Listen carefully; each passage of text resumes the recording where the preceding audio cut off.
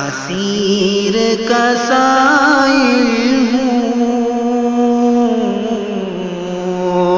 محتاج کو داتا دے۔ نحمده ونستعینه ونستغفره ونؤمن به ونتوکل علیہ ونعوذ باللہ من شرور انفسنا ومن سیئات اعمالنا، من يهده الله فلا مضل له ومن يضلل فلا هادي له، واشهد ان لا اله الا الله واشهد ان محمدا عبده ورسوله، اما بعد فان خير الحديث كتاب الله وخير الهدي هدي محمد صلى الله عليه وسلم وشر الامور محدثاتها وكل محدثة بدعة وكل بدعة ضلالة وكل ضلالة في النار، فاعوذ بالله من الشيطان الرجيم، بسم الله الرحمن الرحيم، يا أيها الذين آمنوا اتقوا الله حق تقاته ولا تموتن إلا وأنتم مسلمون، يا أيها الناس اتقوا ربكم الذي خلقكم من نفس واحدة وخلق منها زوجها وبث منهما رجالا كثيرا ونساء واتقوا الله الذي تساءلون به والأرحام إن الله كان عليكم رقيبا، يا أيها الذين آمنوا اتقوا الله وقولوا قولا سديدا يصلح لكم أعمالكم ويغفر لكم ذنوبكم ومن يطع الله ورسوله فقد فاز فوزا عظيما۔ تمام تعریف و توصیف و کبریائی و بڑائی اللہ سبحانہ و تعالیٰ کے لائق و زیبا ہے، جس نے ہم تمام کو امت محمدیہ میں پیدا ہونے کا شرف بخشا۔ انگن درود و سلام ہو تمام انبیاء کرام پر، بالخصوص جناب محمد رسول اللہ صلی اللہ علیہ وسلم کی ذات مقدسہ پر، جنہوں نے دین اسلام کی تعلیمات کو ہم تک پہنچانے کی خاطر بے شمار تکالیف برداشت کیے۔ محترم حاضرین جمعہ، اس جمعہ کی مناسبت سے جو موضوع متعین کیا گیا ہے خدمت خلق، اللہ تعالیٰ سے دعا کریں جو باتیں قرآن و حدیث کی روشنی میں آئیں، عمل کے تعلق سے ہو تو اللہ تعالیٰ ہم تمام کو عمل کرنے کی توفیق عطا فرمائیں۔ خدمت خلق کے تعلق سے آپ نے کئی مرتبہ علماء اکرام کے زبانی اس موضوع کو سنا ہوگا، بڑا اہم موضوع ہے، اور ہر سال اور ہر مہینے میں ایک دو جمعات بھی اگر اس موضوع پہ بیان کیا جائے تو بھی کم ہے، کیونکہ مذہب اسلام کی جو اصل حقانیت اور اس کی جو پہچان ہے، اسلام نے جو خاص طور پہ ہندوستان کے اندر اسلامی تعلیمات میں خدمت خلق مسلمان نہ کرنے کی بنا پر آج طرح طرح کے اسلام کے اوپر الزامات لگائے جاتے ہیں۔ تو خدمت خلق کہتے ہیں اللہ تعالیٰ کی مخلوقات۔ اسلام نے مسلمانوں کو تمام مخلوقات کے ساتھ کس طرح خدمت کرنے کی، کس طرح ان کے ساتھ رویہ اختیار کرنے کا حکم دیا ہے، یہ ہم کو جاننا ہے اور اس کے مطابق اس پر عمل کرنا ہے، کیونکہ اللہ رب العزت نے قرآن مجید کے کئی سارے مقامات پر خدمت خلق کا ذکر کیا اور طرح طرح کے انداز میں مسلمانوں کو اور اسلام قبول کرنے والوں کو ابھارا ہے کہ اپنے ساتھ تم جس علاقے میں رہتے ہو اور آپ کے ساتھ جتنی مخلوقات رہتی ہے ان کا بھی آپ کے ساتھ کچھ حق ہے۔ تو آپ احادیث کا مطالعہ کریں گے تو آپ کو معلوم ہوگا نبی صلی اللہ علیہ وسلم نے جانوروں کے حقوق ادا کیے، غلاموں کے حقوق ادا کیے، چونٹیوں کے حقوق ادا کیے، اور اپنے صحابہ اکرام کو پرندے کو حقوق بیان فرمائے۔ طرح طرح کے ہم کو واقعات ملتے ہیں، لیکن میرے اور آپ کے پیدا ہونے کا اصل مقصد کیا ہے؟ ہم سب یہ کہتے ہیں کہ اللہ تعالیٰ نے ہم کو پیدا کیا اپنی عبادت کے لیے۔ آپ قرآن کے اندر مطالعہ کریں گے تو آپ کو معلوم ہوگا اللہ رب العزت نے پوری انسانیت کو 3 مقاصد کے لیے پیدا کیا۔ اس میں سے ایک مقصد اللہ نے یوں بیان کیا، کنتم خیر امت اخرجت للناس۔ اللہ نے کہا کہ تم بہترین امت ہو، ہم نے تم کو لوگوں کے لیے پیدا کیا ہے۔ کس کے لیے پیدا کیا ہے؟ لوگوں کے لیے پیدا کیا، لوگوں کی خدمت کرنے کے لیے پیدا کیا۔ آج مذہب اسلام کے ماننے والے، ان کے علاوہ جتنے بھی عیسائی لوگ ہیں اور یہودی لوگ ہیں، وہ بڑی لمبی لمبی خدمات کر رہے ہیں، اپنے مالوں کو قربان کر رہے ہیں، اپنی جائیداد کو قربان کر رہے ہیں، جو کہ تعلیم اصل ہمیں اسلام دیتا ہے کہ ہم لوگوں کے لیے پیدا کیے گئے ہیں۔ تو بعض لوگوں نے یہاں پر توحید کو نکار کر بھی صرف خدمت خلق کے معاملے میں بہت آگے بڑھ گئے ہیں. ٹھیک ہے. تو اس آیت کریمہ کے اندر جو خاص بات بیان فرمائی گئی ہے، اللہ تعالیٰ نے لوگوں کے لیے تم کو پیدا کیا ہے، تأمرون بالمعروف وتنہون عن المنکر. تم اس وقت تک، یعنی ایک مسلمان اس وقت تک مخلوقات کی خدمت نہیں کر سکتا، لوگوں کی خدمت نہیں کر سکتا جب تک کہ وہ انسانوں کو توحید کی دعوت نہ دے. خدمت خلق اصل ہے کیا؟ ہم کیا سمجھتے ہیں؟ ایک حصہ ہے غربا اور مساکین میں پیسے بانٹنا، ٹھنڈ کا زمانہ ہے کمبلے بانٹنا اور ان کے لیے گرم کپڑوں کا انتظام کرنا. غربا اور مساکین ہے تو ان کا انتظام کرنا، یہ بھی خدمت خلق ہے، اس کو کوئی انکار نہیں کر سکتا، یہ خدمت خلق ہے. لیکن خدمت خلق میں جو سب سے بڑا اعلیٰ معیار کیا ہے کہ آپ ایک انسان کو توحید کی دعوت دیں، کیونکہ آپ یعنی توحید والے انسانوں کے لیے پیدا کیے گئے ہیں. تو ہمارا سب سے پہلا حق یہ بنتا ہے کہ جس کے پاس بھی ہم جا رہے ہیں اس کی خدمت کرنے کے لیے ہمارا اصل اور مین مدعا یہ ہو کہ ہم اسے توحید کی دعوت دیں، پھر اس کے بعد ہم اس کے سامنے چیزوں کو پیش کریں. اللہ سے دعا کریں اللہ تعالی ہم تمام کو اس نے عمل کی توفیق عطا فرمائے. میرے بھائیو، اگر دین اسلام کے اندر سے اگر انسانیت نکال لی جائے، یعنی جتنے احکامات ہیں اسلام کے تعلق سے انسانیت نکال لی جائے اور خدمت خلق نکال لی جائے تو کیا باقی رہ جائے گا؟ عبادت باقی رہ جائے گی. عبادت کرنے کے لیے فرشتوں کی کمی نہیں تھی. جب انسان کو پیدا کیا گیا تو فرشتوں نے خود کہا تھا کہ اے اللہ ہم تو تیری عبادت کرنے کے لیے ہیں، ہم پلک جھپکنے کے برابر آپ کی نافرمانی نہیں کرتے ہیں، آپ ایسے لوگوں کیوں پیدا کرتے ہیں؟ تو عبادت کرنے کے لیے اللہ تعالیٰ نے ہم کو پیدا کیا ہی کیا ہے. ساتھ میں ایک اور بڑا مقصد یہ ہے کہ جو عبادت ہم اللہ کی کر رہے ہیں توحید سمجھ کر، اس توحید کو ہم سب سے پہلے لوگوں کے اندر لے کر جائے، توحید کا کام کرے. یہ سب سے بڑی انسانیت کی خدمت ہے، چاہے وہ اپنے مسلمان بھائی ہو یا غیر مسلم ہو، اپنے اڑوس پڑوس کے ہو یا پھر اپنے خاندانی آبا و اجداد کے سپوت کیوں نہ ہو، ہمیں ان کے سامنے سب سے پہلے توحید کی بات پیش کرنی ہے. یہ انسانیت کی سب سے بڑی خدمت ہے. میرے بھائیو، اللہ رب العزت نے کئی مقامات پر اللہ تعالیٰ نے اپنے حقوق کا بھی حکم دیا ہے اور بندوں کے حقوق کا بھی حکم دیا ہے. اللہ کے نبی صلی اللہ علیہ وسلم کی زندگی کا اگر آپ مطالعہ کریں گے تو آپ کی زندگی میں بے شمار ہم کو واقعات ملیں گے. نبی صلی اللہ علیہ وسلم نے جہاں پہ انسانوں کا خیال رکھا، انسانوں میں جہاں پہ صحابہ کرام مسلمانوں کا خیال رکھا، وہاں پر غیر مسلموں کا خیال رکھا، اور وہیں پر صحابہ کرام کے ساتھ اللہ کے وسلم نے یہ تعلیم عطا فرمائی ہے کہ جانوروں کا بھی خیال رکھا جائے. مسند احمد کی ایک روایت ہے، صحابہ کرام کہتے ہیں کہ ہم اللہ کے نبی صلی اللہ علیہ وسلم کے ساتھ موجود تھے. ہم ایک باغ میں چلے گئے جو کہ انصاری صحابی کا ایک باغ تھا. باغ میں صحابہ اکرام ٹھہرے ہوئے تھے. اونٹ وہاں سے اچانک اللہ کے نبی کو دیکھ لیا اور اللہ کے نبی کے پاس دوڑتا ہوا آیا. اب غور کریں، صحابہ اکرام بڑے تعجب سے یہ واقعہ بیان کرتے ہیں. مسند احمد کی روایت ہے، اونٹ اپنا کام کر رہا تھا. اس زمانے کے اندر اونٹوں کا کام کیا تھا؟ اونٹوں غلاموں کا کام کیا تھا اس زمانے کے اندر؟ ہل چلاتے، ٹھیک ہے، بیج ڈال دیتے. بیج ڈالنے کے بعد پانی اگر لانا ہوتا، جہاں جہاں پر پانی ملتا تو لوگ اپنے اونٹوں کے اوپر جہاں پہ پانی ملتا اس کے اوپر لاد کر لایا کرتے تھے. اور اس زمانوں کے اندر مجوری کیا تھی؟ کسی کا باغ ہے تو جا کے پانی لانا، جڑوں کے اندر پانی ڈالنا اس زمانے کا بڑا کام ہوا کرتا تھا باغ والوں کے پاس. تو صحابہ اکرام کہتے ہیں کہ ہم کھڑے ہوئے تھے، اللہ کے نبی کو ایک اونٹ دیکھا، اپنا کام چھوڑ کر دوڑتا ہوا اللہ کے نبی کے پاس آیا. صحابہ اکرام نے وہ المناک منظر پیش کیا ہے. وہ اونٹ ہمارے سامنے بالکل آیا اور اللہ کے نبی کے بالمشافہ ٹھہر کر اپنے جبڑے ہلانے لگا، کچھ کہنے لگا اور کچھ کہتے کہتے رونے کی آواز اندر سے نکالی اور عجیب و غریب قسم کی آوازیں نکالتے نکالتے اپنے آنکھوں سے آنسو نکالنا شروع کیا اور اللہ کے نبی کے سامنے آ کے بیٹھ گیا.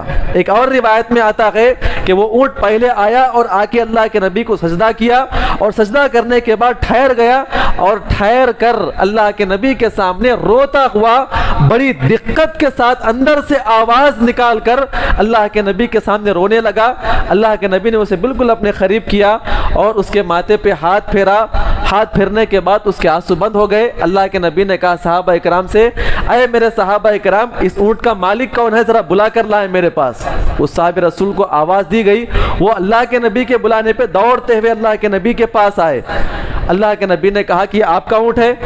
کہا کہ ہاں میرا اونٹ ہے۔ کہا کہ یہ اونٹ آپ کے بارے میں شکایت کرتا ہے، آپ اس کی طاقت سے بڑھ کے کام لے رہے ہیں، وقت پہ کھانا نہیں دیتے ہیں، جتنا اس کی طاقت ہے آپ اتنا اس سے کام لیں اور وقت پہ چارہ ڈالیں، اسے پانی پلائیں، اس کی خدمت کریں۔ اگر کسی انسان سے آپ اس کی طاقت، اس کی قوت، اس کی صلاحیت سے بڑھ کر اگر آپ کام لے رہے ہیں تو آپ ظالم ہیں۔ اللہ کے نبی نے منع فرمایا ہے۔ تو نبی صلی اللہ علیہ وسلم نے اسلامی تعلیمات عطا فرمائی ہے، جو ہمارے سامنے کام کرنے والے، ہمارے دکانوں میں کام کرنے والے، اور جس کے اوپر ہم سواری کرتے ہیں، جو ہمارے جانور ہوا کرتے ہیں، ہم ان کا بھی خیال رکھیں۔ اگر یہ دشمنان اسلام اگر اسلام کی تاریخ اور اسلام کے اللہ کے نبی کی سیرت کو اگر صحیح طریقے سے پڑھ لے تو کبھی اسلام کو دہشت گرد نہیں کہیں گے۔ اللہ کے نبی صلی اللہ علیہ وسلم نے اپنی پوری زندگی کے اندر صحابہ اکرام کے سامنے باضابطہ واضح کیا ہے، جہاں جہاں پر صحابہ اکرام کو نصیحت کرنے کی ضرورت پڑی وہاں پر آپ نے خدمت خلق خود کر کے صحابہ اکرام کو کرنے کا حکم دیا ہے۔ اللہ سے دعا کرے اللہ تعالی ہم تمام کو اس نے عمل کی توفیق عطا فرمائے۔ میرے بھائیو، خدمت خلق یہ جو موضوع ہے بڑا لمبا وسیع موضوع ہے، اس کے لیے کئی جماعت ہمیں چاہیے۔ اللہ رب العزت نے سورہ بقرہ آیت نمبر 83 کے اندر ایک لمبی آیت کریمہ پیش کیا ہے، انشاءاللہ اس میں سے ایک دو باتیں آپ کے سامنے پیش کر کے اپنی باتوں ختم کروں گا۔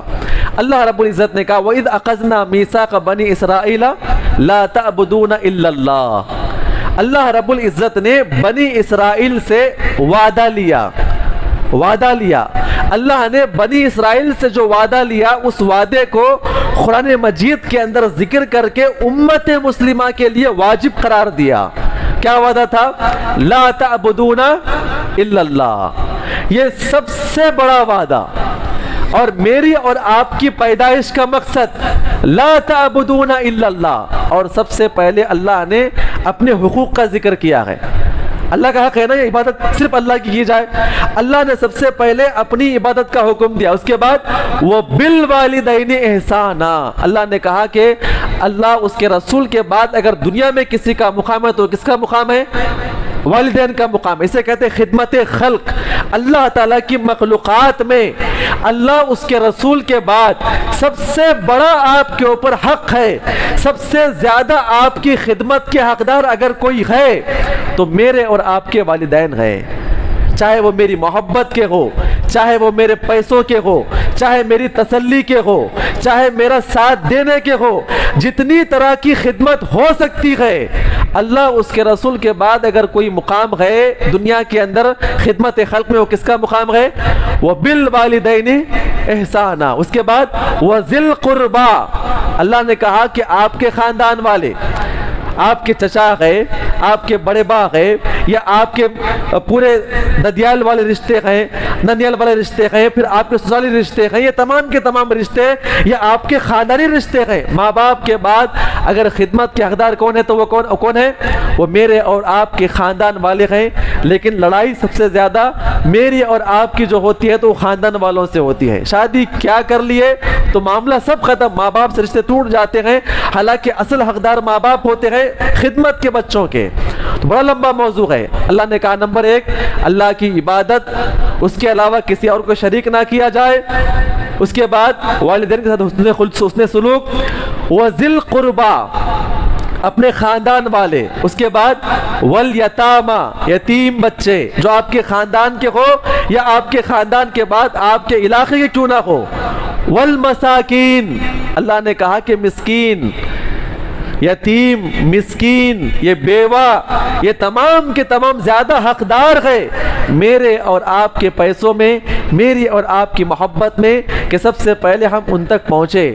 اللہ نے وعدہ کیا ہے انسانوں سے اور انسانوں سے وعدہ لیا ہے۔ جب ایک انسان اسلام اس نے قبول کیا تو اس نے اس وعدے کو اللہ سے برقرار رکھا ہے اور یہ قبول کیا ہے کہ میں اپنی زندگی کے اندر اللہ کے حق کے ساتھ ساتھ اس کے بعد ماں باپ کا جو حق ہے، رشتہ داروں کا جو حق ہے، یتیم اور مسکین کا جو حق ہے، اس کے علاوہ جو عام انسانوں کا حق کیا ہے؟ ان سے اچھی طریقے سے بات کرنا، اچھی طریقے سے بات کرنا، یہ بھی حق ہے، عام انسانوں کا حق ہے۔ اس میں دوست و احباب ہے، اڑوس پڑوس کے لوگ شامل ہے، غیر مسلم آپ کے شامل ہے، آپ کے دشمن خود آپ کے لیے شامل ہے، آپ ان سے اچھی طریقے سے بات کریں۔ اسلام ہمیں تعلیم دیتا ہے، یہ سورہ بقرہ آیت نمبر 83 ہے، جا کے آپ مطالعہ کر لیں۔ اللہ نے اس کے بعد بیان فرمایا وَأَقِيمُوا الصَّلَاةَ، نماز قائم کرے۔ اس کے بعد اللہ نے آپ کو طاقت دیا ہے تو آپ زکوٰۃ ادا کریں۔ تقریباً اللہ نے یہاں پر 8 چیزوں کا ذکر کرتے ہوئے کہا یہ خدمت خلق ہے۔ اللہ کے بعد اگر کسی کا مقام ہے دنیا کے اندر تو میرے اور آپ کے ماں باپ کا ہے، رشتہ داروں کا ہے، اس کے بعد یتیم اور غریب مسکین بچوں کا ہے، اور اس کے بعد ہمارے جو عام لوگ ہوا کرتے ہیں وہ ہمارے زیادہ حقدار ہے کہ ہم ان کی خدمت کریں۔ تو میرے بھائیوں، میں ان تمام چیزوں میں سے 2 چیزوں کو آپ کے سامنے پیش کر کے اپنی باتوں ختم کروں گا۔ مسئلہ اصل یہ ہے کہ اکثر لوگ اپنے ماں باپ کی خدمت کر لیتے الحمدللہ، جو لوگ نہیں کر رہے ہیں اللہ کے لیے جائیں، اپنے ماں باپ کی خدمت کریں۔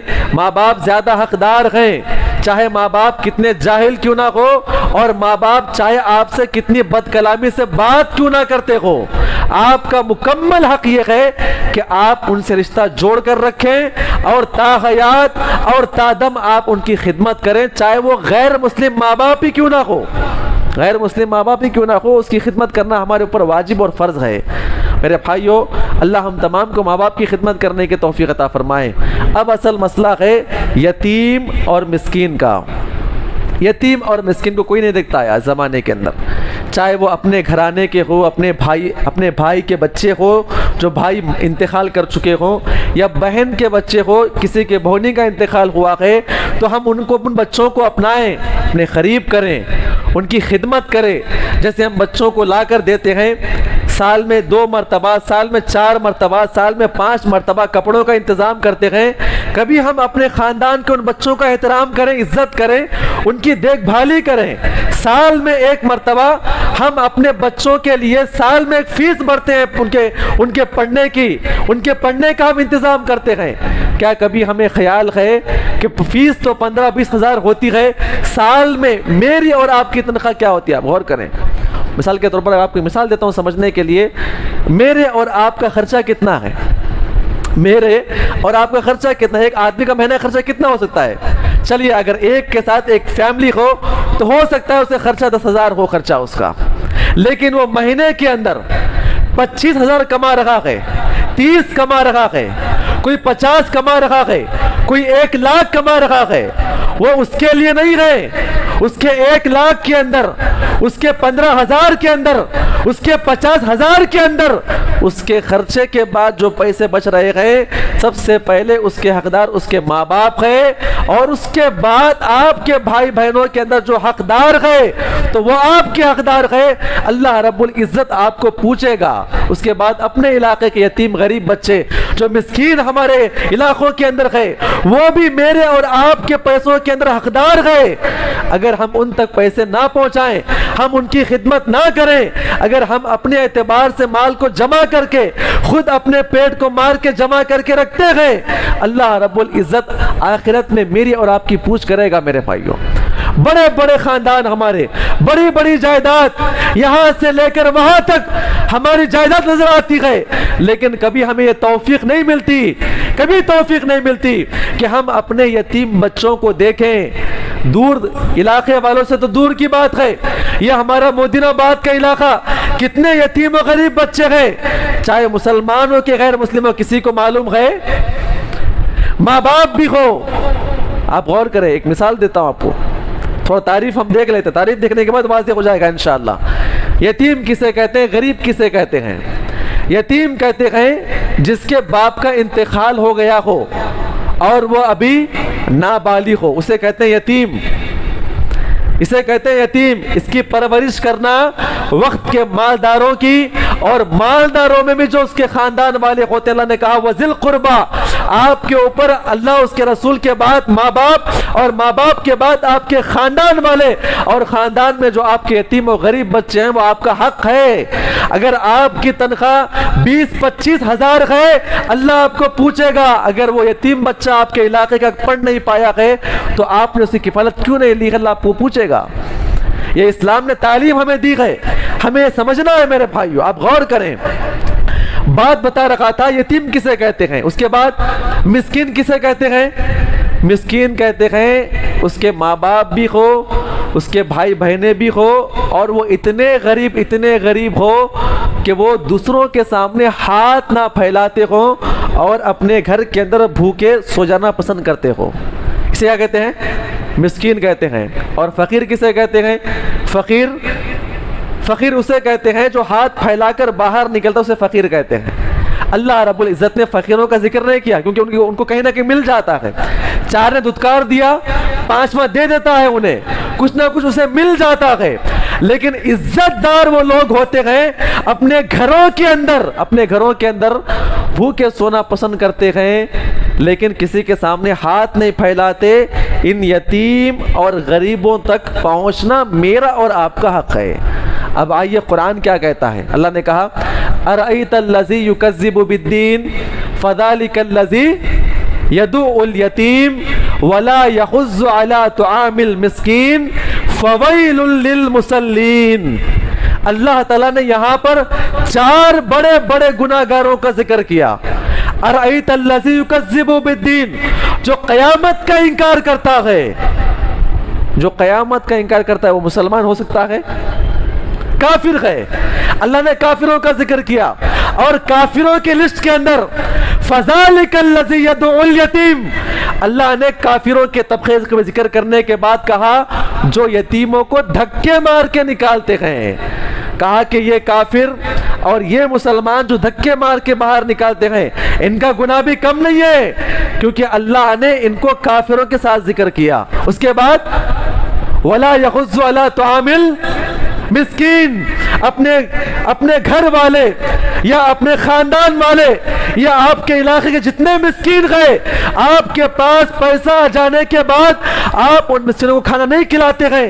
اللہ نے کہا کہ خود کھا کر اپنے بچوں کو سکون پہ رکھنے والے یہ کوئی معمولی گناہ نہیں کر رہے۔ اللہ نے کہا ایک کافر جو قیامت کا انکار کرتا ہے، ایک مسلمان جو یتیموں کو باہر نکالتا ہے، اور اس کے بعد ایک آدمی جو مسکینوں کو کھانا نہیں کھلاتا، یہ برابر کے جہنم میں جانے والے گناہگار ہیں۔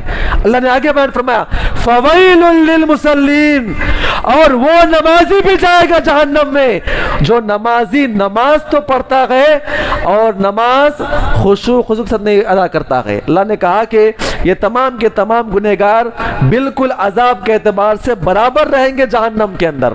اللہ سے دعا کرے اللہ تعالی ہم تمام کو پیسے آ جانے کے بعد، اللہ کی توفیق مل جانے کے بعد یتیم اور مسکینوں کی خدمت کرنے کے اللہ ہم تمام کو توفیق عطا فرمائے۔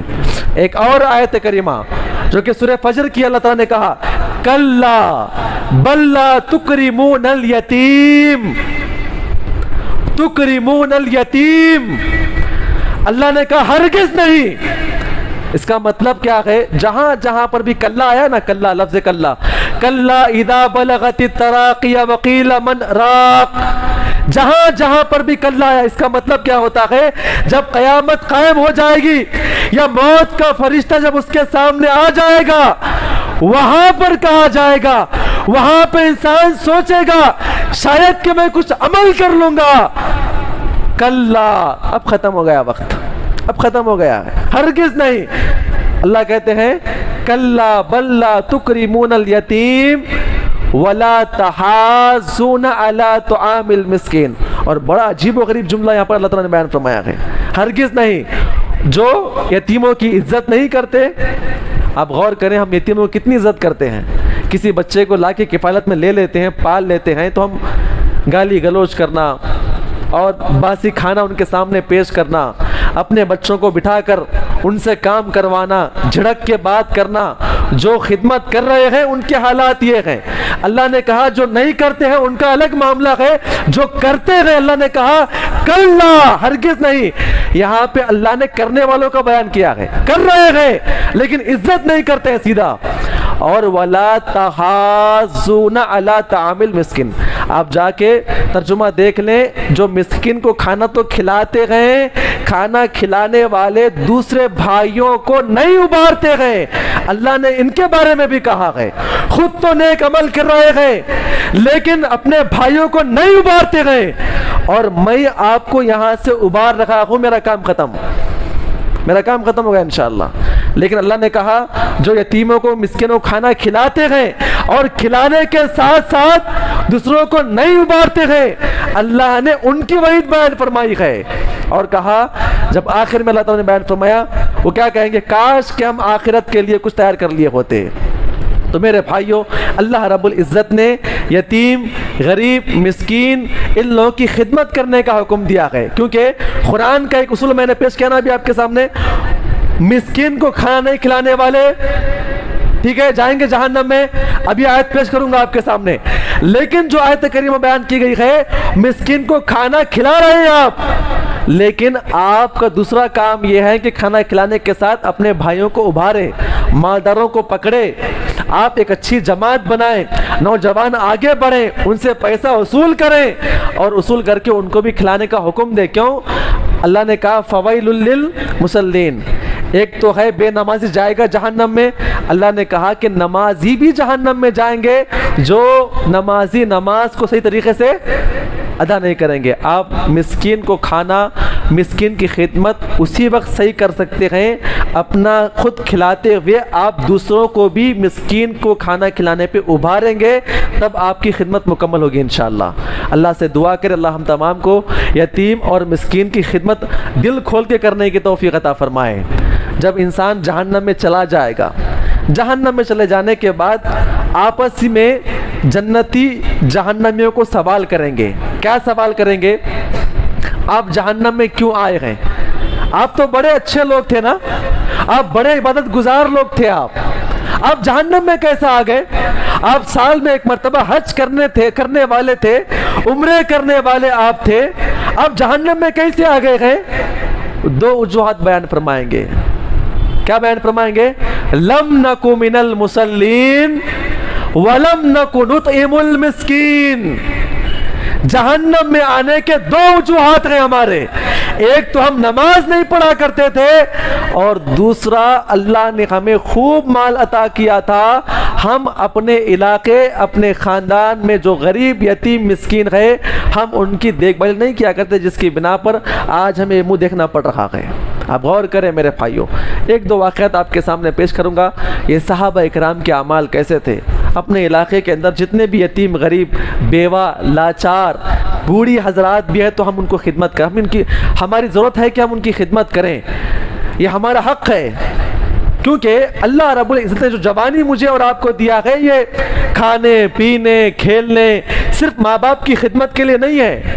ایک دو واقعات پیش کروں گا انشاءاللہ، اپنی بات کو ختم کروں گا. بڑے اہم واقعات ہیں. آج ہمارا معاملہ کیا ہے؟ چند پیسے ہم کیا کما لیتے ہیں، یا میری اور آپ کی تنخواہ اگر بڑی ہو جاتی ہے تو ہم غریب کو سلام کرنا چھوڑ دیتے ہیں، سلام نہیں کرتے ہیں، اپنے بازو نہیں بٹھاتے ہیں. اور بعض ایسے نالائق اور کمبخت قسم کے لوگ ایسے بھی بچے ہیں، ماں باپ اگر دیہاتی ہو، بچہ اگر بڑا پڑھنے والا بن گیا، اپنی جماعت میں جانے کے بعد، اپنے فرینڈ سرکل میں جانے کے بعد اپنے باپ کو باپ کہنے میں شرماتا ہے، اپنی ماں کو ماں کہنے میں شرماتا ہے. اب غور کریں میرے بھائیوں. لیکن صحابہ اکرام کا معاملہ کیا تھا؟ اللہ سے دعا کرے اللہ ہم تمام کو صحابہ اکرام کی طرح عمل کرنے کی توفیق عطا فرمائے. یہ دین اسلام کا بڑا اہم باب ہے جو صحابہ اکرام نے ہمارے سامنے پیش کیا ہے. آپ غور کریں، حضرت ابوبکر صدیق کے بارے میں یہ واقعہ ہم کو ملتا ہے جو کہ صحیح سند سے ہم کو ملتا ہے. پیارے نبی صلی اللہ علیہ وسلم کے انتقال کے بعد آپ کو خلیفہ بنایا گیا. آپ کو باضابطہ صحابہ اکرام نے آپ کو اپنا خلیفہ مانا اور آپ کے ہاتھوں پہ بیعت کی. آپ کے ہاتھوں پہ بیعت کرنے کے بعد بالکل تمام مسلمانوں کو جمع کیا اور منبر کے اوپر تشریف فرما تھے اور وہاں پر زوردار آپ نے خطاب کیا اور صحابہ اکرام کو آپ کی اپنی اطاعت کرنے اور ساتھ میں دین اسلام کو کام پہ بڑھانے کا حکم دیا۔ جب تمام لوگوں نے آپ کو اپنا امیر، اپنا خلیفہ مان لیا، خلیفہ ماننے کے فوری بعد ایک بچی اٹھی اور چلا کے رونے لگی۔ کیا رونے لگی؟ اب ابو بکر صدیق تو خلیفہ بن چکے ہیں، اب ہمارے گھر کون آئے گا؟ ہمارے ماں باپ کا انتقال ہو چکا ہے، اب ہمیں رات میں آ کر کون اٹھا کر ہمیں دودھ پلائے گا؟ ہمارے جانور کی خدمت کون کرے گا؟ ابو بکر صدیق اسی تخت کے اوپر موجود تھے، یہ الفاظ بیان کرتے گئے، اے میری بچی گھبرا نہیں، اللہ تعالیٰ نے مجھے مقام دیا ہے۔ وہ کون سا مقام ہے؟ خلافت کا مقام ہے۔ لیکن عرب کے معاملے ایسے ہیں کہ لوگوں کو کچھ مل جاتا ہے تو اپنے یتیم غریبوں کو انکار کر دیتے ہیں، لیکن میں یہاں پر خلیفۃ الرسول بن کر بیٹھا ہوں، اتنا بڑا مقام مجھے ملنا اور آپ کی خدمت کرنے میں مجھے ذرہ برابر بھی شرم محسوس نہیں ہوگی۔ میں ٹھیک اسی طرح اپنے وقت کے مطابق رات میں آؤں گا، تیرے اونٹنیوں کو چارہ دوں گا اور اونٹوں کا دودھ نکال کر اگر تو سو بھی جائے تو بڑی محبت کے ساتھ اپنے گود میں اٹھا کر بٹھا کر تجھے نیند سے جگا کر میں تجھے اپنے ہاتھوں سے دودھ پلاؤں گا۔ یہ کون تھے؟ یہ خلیفۃ الرسول تھے میرے بھائیوں۔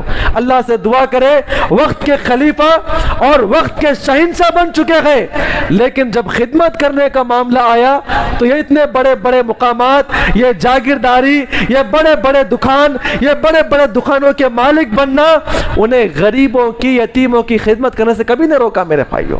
اللہ سے دعا کرے اللہ ہم تمام کو صحابہ کی طرح عمل کرنے کی توفیق عطا فرمائے۔ عمر بن خطاب کہتے ہیں حضرت ابو بکر صدیق کی خلافت ہے، انہوں نے بڑا عجیب و غریب واقعہ پیش کیا ہے۔ کیا واقعہ تھا؟ آپ غور کریں۔ وہ کہتے ہیں کہ ہمارے علاقے کے اندر ایک بوڑھی عورت تھی، آنکھوں سے نابینا تھی۔ اب آپ غور کریں، جب بوڑھی نابینا ہے، لاوارث ہے، کوئی دیکھنے والا نہیں، اور ایک چھپر میں وہ رہا کرتی تھی۔ عمر بن خطاب کا معمول کیا تھا؟ جاتے اس کے گھر جاتے، جا کے پانی بھر دیا کرتے تھے، کھانے پینے کا انتظام کیا کرتے تھے۔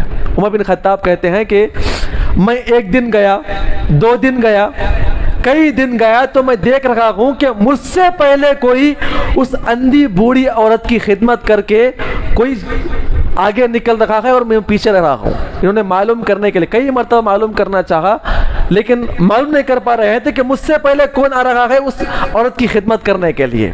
آج ہمارے علاقے میں بھی کئی ایسے بوڑھی عورتیں ہیں، لاوارث ہیں اور بیماریوں سے مبتلا ہیں۔ ہم جا کر ان کے سامنے بیٹھیں، ان کی خدمت کریں، ان کے گھر میں پانی آتا ہے یا نہیں آتا ہے ان کا خیال کریں۔ اسلام ہمیں تعلیم دیتا ہے۔ عمر بن خطاب کہتے ہیں معلوم کرنے کے لیے یہ کون سا ایسا نوجوان ہے، یہ کون سا ایسا آدمی ہے جو مجھ سے پہلے اس بڑھیا کے پاس پہنچ کر یہ کام کر رہا ہے۔ کہتے ہیں کہ میں معلوم کرنے کے لیے اس بوڑھی عورت کے گھر میں وقت سے پہلے داخل ہوا، رات کا اندھیرا تھا، میں دیکھ رہا ہوں، دروازے کے پیچھے چھپ کے ٹھہر گیا کہ کون آتا ہے معلوم کروں، 15-20 دن ہو چکا ہے مجھ سے پہلے کوئی صفائی کر کے نکل رہا ہے۔ عمر بن خطاب کہتے ہیں کہ میں ٹھہر کے دیکھ رہا تھا، فجر کی نماز کے بعد آ کے کھڑا ہوا تھا تو غور کرے کیا دیکھتا ہوں کہ ایک آدمی آیا، ادھر ادھر دیکھا اور گھر کے اندر داخل ہوا۔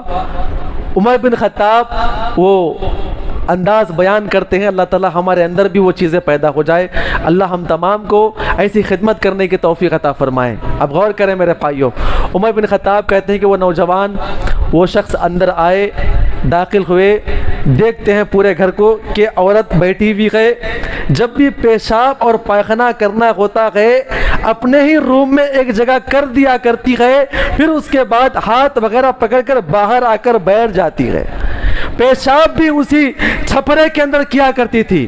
یہ نوجوان یا وہ شخص آئے اور آ کر سب سے پہلے اپنا کرتا اٹھایا اور اپنے چہرے پہ باندھا اور اس کے بعد اپنے ہاتھوں سے اس بڑھیا کی غلظت کو صاف کیا اور صاف کر کے باہر پھینک دیا، پھر اس کے بعد پورے گھر کو دھو کر صاف صفائی کر کے مکمل کیا، پھر اس کے بعد چولہا سلگایا اور ہانڈی رکھ کر پکنے کے لیے چیزوں کو رکھ دیا اور اس کے بعد ایک بڑا مشکزہ لیا اور دور جہاں پر پانی ملتا ہے وہ پانی لا کر یہاں پر رکھ دیتے ہیں. اس کے بعد کھانا پک کے تیار ہو جانے کے بعد اپنے ہاتھوں سے اس بڑھیا کو اپنے سامنے بٹھا کر کھلاتے ہیں اور کھلا کر کہتے ہیں اماں جان کل پھر آؤں گا, کسی چیز کی ضرورت ہے تو بتا دینا, یہ بندہ حاضر ہے, میں ہر دن خدمت کرنے کے لیے آؤں گا, آپ کی خدمت کروں گا, جس دن بھی جس چیز کی ضرورت پڑے گی مجھے بتا دینا.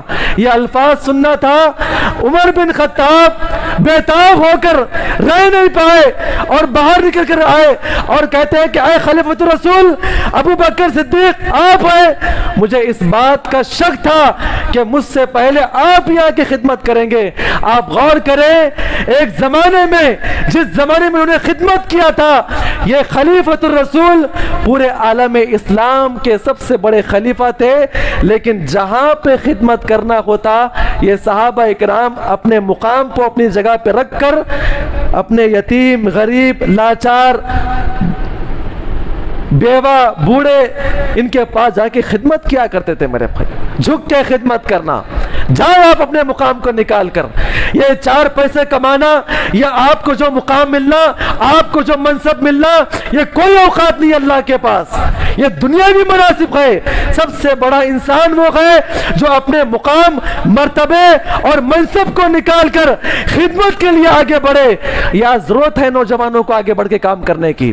آپ غور کریں, خلیفۃ الرسول ابو بکر صدیق کا انتقال ہوا, عجیب و غریب واقعات.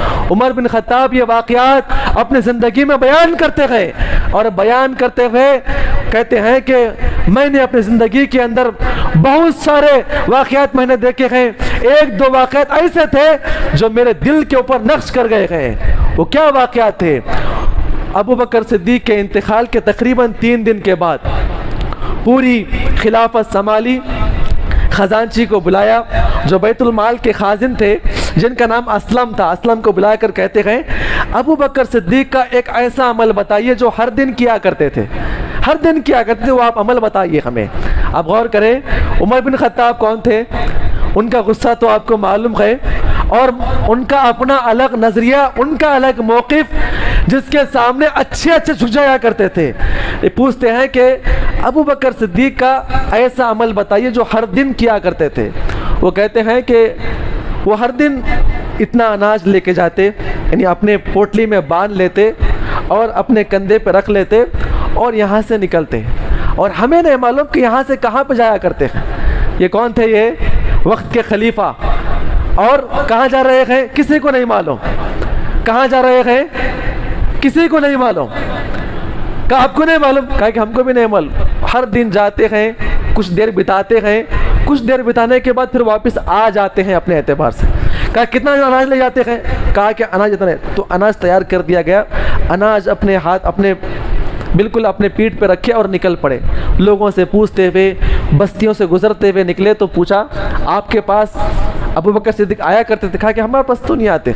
دور بستی میں نکل گئے, دیکھتے ہیں کہ بستی کے بالکل باہر جہاں پہ جھاڑیاں وغیرہ تھی وہاں پر ایک چھپرا تھا, ایک چھپرا وہاں پر تھا. تو کہتے ہیں کہ میں وہاں پر گیا, جیسے ہی میں نے دروازہ کھولا, دروازہ کھولنے کے بعد کیا دیکھتا ہوں کہ ایک بوڑھا ہے جو کہ آنکھوں سے اندھا ہے اور دین کے اعتبار سے عیسائی ہے. ایک بوڑھا ہے, آنکھوں سے اندھا ہے اور دین کے اعتبار سے عیسائی ہے. جیسے میں نے دروازہ کھولا اس بوڑھے نے چلاتا ہوا, گالی گلوچ کرتا ہوا, اللہ فلاں کہتا ہوا, غصہ کرتا ہوا کہا تجھے شرم نہیں آتی؟ میں 3 دن سے یہاں پر بھوکا ہوں, کون مجھے کھانا کھلائے گا؟ عمر بن خطاب کہتے ہیں مجھے بڑا غصہ آیا, بڑا مجھے غصہ آیا. کہا کہ ٹھیک ہے, میں آگے بڑھا. پھر اس کے بعد میں نے اناج کو نکالا, پھر اس کے بعد آٹا گنا.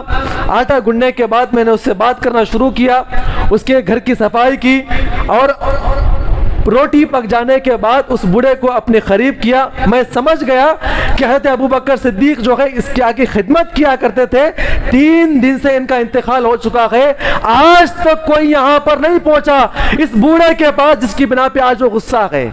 اور بوڑھے کو بھی نہیں معلوم کہ خدمت کرنے والا برسوں سے کون تھا. چلا پڑا بڈھا. اب غور کریں میرے بھائیوں, میں نے آگے بڑھا, روٹی کا لقمہ توڑا, سلن کے ساتھ ملایا اور میں نے اس کے منہ میں رکھا. بوڑھے نے چبانا چاہا, چبا نہیں پایا اور تھوک کر میرے سامنے کہا, میرا امتحان لیتا ہے, میرا امتحان لیتا ہے. اب تک تو 3 دن سے پہلے جب بھی روٹی کھلانے کے لیے آتا تھا تو سب سے پہلے روٹی پکا کر اپنے دانتوں سے چبا کر نرم کیا کرتا تھا, اور نرم ہو جانے کے بعد میرے بوڑھے منہ میں داخل کیا کرتا تھا. اب میرا امتحان لیتا ہے. عمر بن خطاب کہتے ہیں یہ لفظ سننا تھا, میرے آنکھوں سے ذرا خطرہ آنسو نکلنے لگے. میں نے کہا بابا جان معاف کرنا, میں کیا امتحان لوں؟ جو آدمی آپ کی خدمت کیا کرتا تھا, جو آپ کے پاس آ کر آپ کی خدمت کیا کرتا تھا, اس کو انتقال ہوئے 3 دن ہو چکے ہیں اور وہ کوئی نہیں بلکہ ہمارے مسلمانوں کے خلیفہ ابو بکر صدیق تھے. وہ بوڑھا کہتے ہیں وہ مسلمان تھے, ابو بکر صدیق تھے. اشہد ان لا الہ الا اللہ, اشہد ان لا الہ الا اللہ. برسوں سے خدمت کرنے والا آپ کا خلیفہ, نام پوچھتا ہوں, بڑے انداز میں کہتا ہے بابا میرا نام کیا پوچھتے ہیں, بس خدمت کرنے والا آپ کا بیٹا ہوں.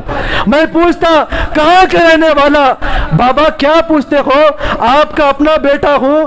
بیٹے سے کوئی پوچھتا ہے خدمت کرنے والے سے, کہتا کہ آپ کا دین کیا ہے, بابا دین کے بارے میں مت پوچھے, میں آپ کی خدمت کرنے والا, بس یہ سمجھنا ہے کہ آپ کا بیٹا ہمیشہ آپ کی خدمت کرنے والا ہے. بوڑھا کہتا ہے کہ آج مجھے معلوم پڑا برسوں سے خدمت کرنے والا کوئی اور نہیں. یہ کون تھا؟ یہ مسلمان. اور نام مسلمان کا سننے کے بعد اسی وقت یہ اسلام قبول کر لیتے ہیں. غور کریں میرے بھائیوں, کیا میرے اور آپ کے ایسے اعمال ہے؟ پورا آج کا پیغام جتنے خواتین یہاں پر ہے, امی عائشہ کے بارے میں آتے ہیں, خواتین کی چھوٹی حدیث پاک خواتین کے لیے آپ غور کریں. امی عائشہ کے بارے میں آتا ہے جب پیغمبر صلی اللہ علیہ وسلم کا انتقال ہوا, صحابہ اکرام کی خلافت آئی, آپ غور کریں امی عائشہ باضابطہ اپنے علاقے کے جتنے بھی غریب, یتیم اور مسکین بچے ہوتے, یتیم بچے ہوتے, باضابطہ آپ ان کی خدمت کیا کرتی تھی.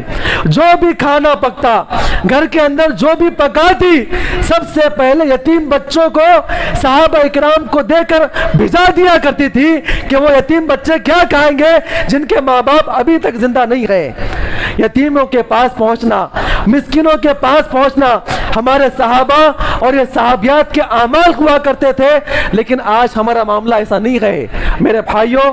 اللہ رب العزت نے میرے اور آپ کے گھر میں, میرے اور آپ کے گھر میں اگر 3 وقت, کتنے 3 وقت کا اگر کھانا ہے, 3 دن کا نہیں, 3 وقت کا اگر کھانا ہے, اگر میرے اور آپ کے علاقے میں اگر کوئی ایک مسکین یا ایک یتیم بچہ اگر بھوکا سوتا ہے, اللہ تعالیٰ آپ کو پوچھے گا میرے بھائی, قیامت دن پوچھ ہوگی, کیونکہ ہمارے مال کے اندر ان کا بھی حق ہے. کتنے ایسے لوگ ہیں ہمارے بازو میں رہنے والے جن کے شوہر آٹو چلاتے ہیں, جن کے شوہر جا کے حمالی کرتے ہیں, جن کے شوہر نالیاں صاف کرتے ہیں. ہم کو معلوم ہے ان کے گھر میں صحیح نہیں پکتا ہے, ہفتے بھر میں بھی 1 مرتبہ صحیح طرح کا کھانا نہیں پکتا ہے ان کے پاس, ہمیں معلوم ہے. پھر بھی ہمارے گھروں کے اندر ہر دن گوشت پکتے ہیں, ہمارے گھروں کے اندر ہر دن نئی نئی نعمتیں آتی ہیں.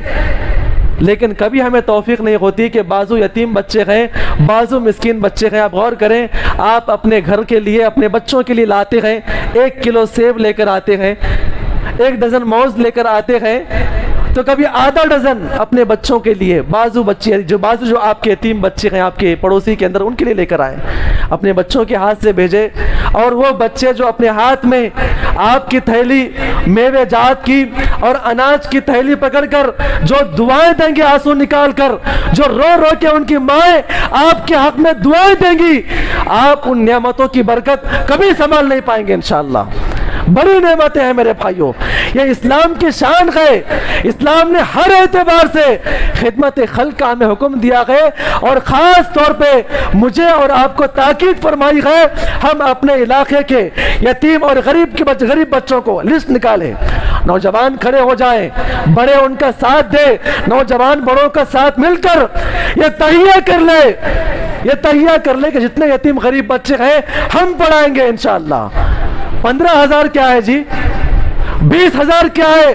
بچوں کی تعلیم و تربیت کے لیے، شادی کے لیے 10-20 لاکھ روپے ہم قرضہ لے کے اڑا رہے ہیں۔ کیا ہم 10 لاکھ 20 لاکھ دور کی بات ہے، 1 لاکھ خرچ کیجئے سال میں، 10 بچے یتیم غریب بچے پڑھیں گے انشاءاللہ آپ کے علاقے میں۔ مدرسہ کھلا ہے ہمارے پاس الحمدللہ، حفظ کا مدرسہ یہاں پہ کھلا ہے۔ کتنے ایسے لوگ ہیں، کتنے ایسے مالدار ہیں جو آگے بڑھیں گے، ہم اپنے بچوں کو پڑھائیں گے، جو غریب یتیم بچے ہیں ان کو لا کے ڈالیں گے، ہم ان کی خدمت کریں گے انشاءاللہ۔ یہ بچے قرآن پڑھیں گے، یہ بچے حافظ بنیں گے، یہ بچے اپنی زندگی کے اندر جتنا قرآن پڑھیں گے اور پڑھائیں گے، جتنی نعمتیں اپنے لیے کمائیں گے، اللہ تعالیٰ سب سے پہلے آپ اپنی خبر میں جانے کے بعد آپ کی نام اعمال میں ان کی نعمتیں درج کرے گا انشاءاللہ۔ یہ پیسہ 10,000 20,000 کوئی بڑی بات نہیں ہے میرے بھائیوں، لیکن ایک بچہ سال پورا پڑھتا ہے۔ آپ جائیں، آپ اپنے غیر مسلم کے بچے لائیں، ان کو بھی پڑھائیں، ان کا بھی حق ہے، لیکن شرط کیا ہے؟ ہم اپنا صحیح پیسہ کہاں پر لگائے؟ یہ منگنی ہے، یہ رسم و رواج ہے، یہ بدعت و خرافات ہے، ان تمام چیزوں کو ختم کریں۔ جو آپ کا اصل معاملہ، جو آپ کا اصل پیسہ ہے، زکوٰۃ کا پیسہ صحیح جگہ لگائیں۔ آپ کے جو پیسے ہیں یتیم غریب بچے ان کے حقدار ہیں، اگر ایک پیسہ بھی آپ کا ضائع ہو رہا ہے اللہ آپ کو پوچھے گا۔ اللہ سے دعا ہے اللہ تعالی ہم تمام کو اس عمل کی توفیق عطا فرمائے، آمین۔ السلام علیکم و رحمۃ اللہ وبرکاتہ۔